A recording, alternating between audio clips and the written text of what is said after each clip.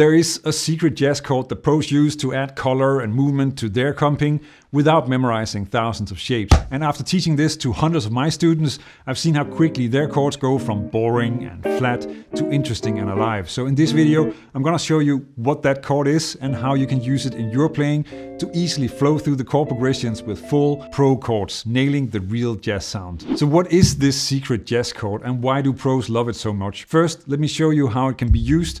We're gonna skip the theory for now and just think of it as a grip so that you can use it right away. Have you ever looked at a jazz standard that you want to play and thought, how will I ever memorize all those chords? Now the good news is, with this video, you don't have to, because there are some voicings that will work as a lot of different chords, making it way easier than you think. Let's start with this simple version using what is sometimes referred to as the magic chord. Here's a minor 2-5-1 in D minor, which is incredibly easy to play.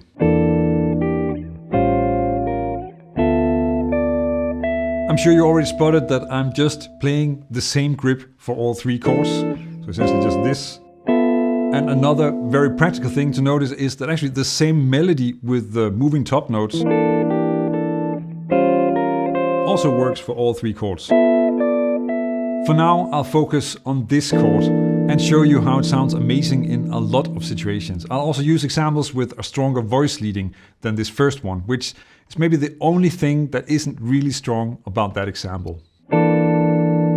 Let's first find a name for this chord. So we have this, and you can see that it's derived from this chord, which is an inversion of a B flat major 7. So here I'm just moving down the lowest note, the 5th F, down to an E. And that's the reason why I'm going to describe this as a B flat major 7 flat 5. For now, that will help us get what we want out of it, and I'll talk about why it probably isn't a sharp 11 chord later in the video. That's sometimes a hot take, but it's just a name. What you will actually learn in this video is in fact a secret skill that is used all the time in jazz, both with solos and chords. That's much more important. Let's start with how it sounds when you use it as a few different chords. Here I'm using it as an E half diminished chord, so think of it as a major 7 flat 5 from the flat 5 of the chord.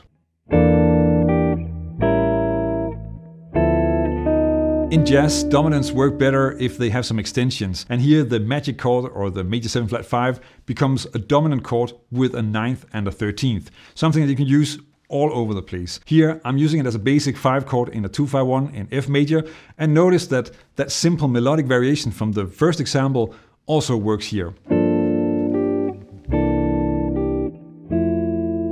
When you use it for a dominant chord, then it is from the flat 7. So here it's B flat major 7 flat 5, because B flat is the flat 7 in a C7. One mistake many beginners make is trying to be a computer while they're playing music, and that is just not a good idea. The bonus here is that you already have the chord in your fingers and you want to use it anywhere you can, but you do want to practice it just to get it into your ears. Don't try to calculate what the flat 7 of a dominant is while you're playing through a song. That's not how to use this, because it takes your focus off the music and just ruins the whole thing. It is still incredibly useful as a voicing, and it will still make your life a lot easier. Here's one of my favorite chord sounds, a lush minor 6-9 chord. This happens if you play it from the minor 3rd of a chord.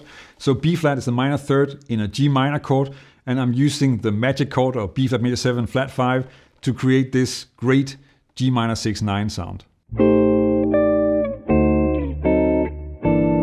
But it also works as an alto dominant if you play it from the 3rd of a dominant chord. So in this case, that gives you an F sharp 7 alto dominant with a beautiful resolution.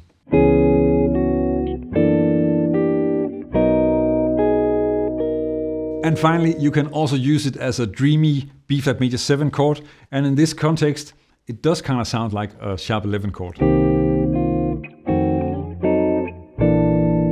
Ready to see how this really works? Let's dig a bit deeper into the theory. I'll show you how to come up with even more versions of the magic chord, and later I'm going to show you another group of chords where this is also game-changing. Let me first show you an easy way to think about this chord using colors before we dive into the theory. After that, I'll settle the polarizing debate about whether it's a major 7 flat 5 or a major 7 sharp 11. Imagine that our magic chord is the color yellow, but how it sounds depends entirely on the background color, the root note that you play it over. If G is the root and G is green, then you get yellow on green, a pleasant, fresh combination. Now if E is the root and E is blue, so now you've got yellow on blue, and for some reason E half diminished always makes me want to buy furniture. But it can also get intense, play it over F sharp, and suddenly you've got yellow on black, a much more dramatic, even dangerous sound. So the chord itself is always yellow, but the background, the root, completely changes how it feels. Each combination sends a different musical signal, just like the chords have a different sound. So why does this happen? How can the same set of notes sound so different just by changing the root? Here's what's really going on.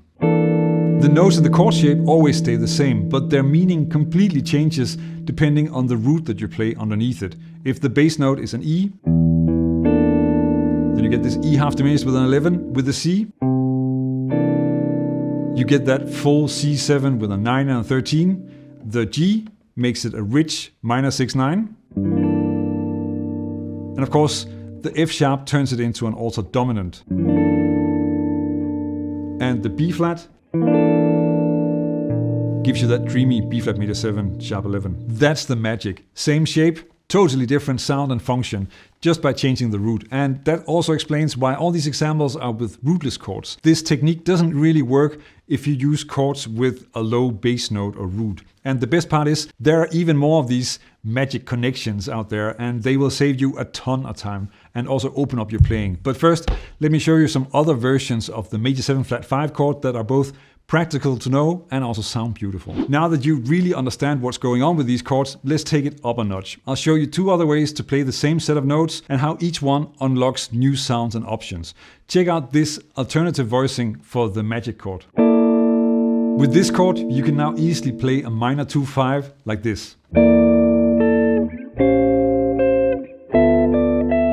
Another beautiful version that you can use is the B flat major 7 flat 5 as a root position chord. And you can even use that as an F sharp 7 altered chord for a different kind of voice leading and flow. Or you can use the 3 different voicing types together and get this minor 2/5/1, which also sounds amazing. The real power here is being able to take a set of notes and explore which colors they create over different bass notes. That's a key skill in jazz, and it is the same idea Barry Harris talks about when he shows you arpeggios from the 3rd or the 7th. Once you get used to this, you'll get way more out of everything you practice, sometimes 5 or 10 times as much. And we're just getting started. Next, I'm going to show you an incredibly useful relationship between another set of chords, including some of my favorite chromatic tricks. I suspect these are also some of Barry's favorites. But first, the flat 5 or sharp 11 debate. This is often considered a hot take. Our major 7 flat 5 chord is 4 notes, and unfortunately there's no perfect way to describe them that makes 100% sense. Now, if you call it a sharp 11 chord, then you run into some problems. The major 7 sharp 11 chord has a 5th and a 9th as well, so it's not 4 notes, it's 6 notes. It also assumes that there's a perfect 5th, which in this case, for the B flat major 7, means that there's an F in the chord and in the context a scale that's used. But a lot of these examples are coming from melodic minor, specifically G melodic minor, and that F is not in there. Now, if you want to write it as a precise chord like this, then you end up writing something like B flat major 7, no 5, add sharp 11, or even B flat major 7, no sharp 5, add sharp 11, which is pretty clunky. Now, calling it a major 7 flat 5, now this is 4 notes, doesn't matter what is in the scale. The only problem is that in the context, the flat 5 is never written as a flat 5. In this case, we have an E in there, not an F flat on B flat major 7 flat 5. But no matter what, you still have the right pitches. And that is why I prefer calling it a major 7 flat 5 chord. So far we've seen how one chord shape can unlock a ton of sounds. But what if I told you that there's another magic approach, not just about memorizing grips, but about seeing the hidden connections between chords that might look totally different at first. Think of this next group of chords like citrus fruits in a recipe. If a recipe calls for orange, you can often swap in grapefruit, lemon, or lime. The flavor will be a little bit different, but it still works, and sometimes it's even better. Often jazz chords work the same way. Minor 7, major 6, and major 7 voicings are often interchangeable, making everything easier and giving you a new sound. So here are 2 simple rules that you can use all the time. Rule number 1, same voicing can be minor 7, major 6, and major 7 with a 9. So an E minor 7 is, of course, an E minor 7, but it's also a G major 6, and it can also be used as a rootless C major 7 with a 9.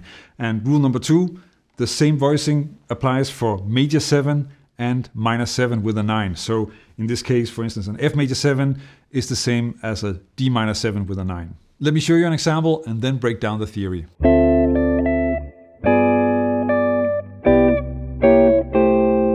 So here you see the D minor 7 with a 9, which of course is also an F major 7 voicing, so that's rule number 2.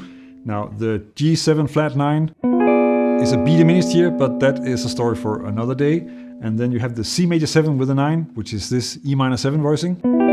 So that's rule number 1. And you have the smooth transition where the 9th and the 7th are moving down in half step to the root in the 6th, which gives you this A minor 7 voicing, which of course, also according to rule number 1, is a C major 6. Here's another variation that you can explore. Now you want to sit down and work through some examples yourself so that you can hear how it works and also get used to think of a minor 7 chord as a major 7 with a 9. But it sounds so great that it is definitely worth it.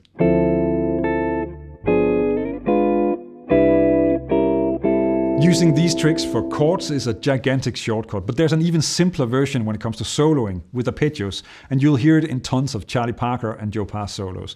Check out this video where I break down exactly how it works and show you how to add it to your own solos for some real jazz flow in your playing. Check it out, learn jazz, make music.